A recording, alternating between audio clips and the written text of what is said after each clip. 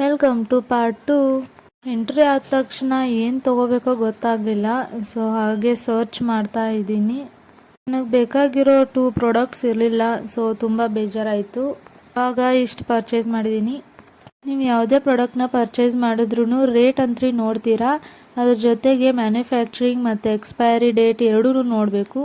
ಆಮೇಲೆ ಯಾವುದೇ ಪ್ರಾಡಕ್ಟ್ ಆದ್ರೂ ಮುಂದೆ ಇದ್ದಿದ್ದು ಯಾವುದನ್ನು ತೊಗೊಳಕ್ಕೆ ಹೋಗಬೇಡಿ, ಹಿಂದೆ ಇರೋದನ್ನ ತೊಗೊಳ್ಳಿ. ಯಾಕಂದರೆ ಮುಂದೆ ಎಲ್ಲ ಚೆಲ್ಲಿ ಮಾಡಿ ಎಲ್ಲ ಮಾಡಿರ್ತಾರೆ, ಡ್ಯಾಮೇಜ್ ಆಗಿರುತ್ತೆ. ಫೈನಲಿ ನನಗೆ ಬೇಕಾಗಿರೋದನ್ನ ತೊಗೊಂಡು ಬಿಲ್ ಮಾಡಿಸ್ತಿರೋದು. ನಾನು ಯಾವುದೇ ಪ್ರಾಡಕ್ಟ್ಸ್ ತೊಗೋಬೇಕಾದ್ರೂ ಬಿಲ್ ಜಾಸ್ತಿ ಆಗತ್ತೇನೋ ಅನಿಸುತ್ತೆ. ಬಟ್ ಬಿಲ್ ಆದಮೇಲೆ ಗೊತ್ತಾಗುತ್ತೆ ನಾನು ಎಷ್ಟು ಸೇವ್ ಮಾಡಿದ್ದೀನಿ ಅಂತ. ಶಾಪಿಂಗ್ ಮಾಡಿಬಿಟ್ಟು ಇವಾಗ ರೂಮಿಗೆ ಹೋಗ್ತಾ ಇರೋದು.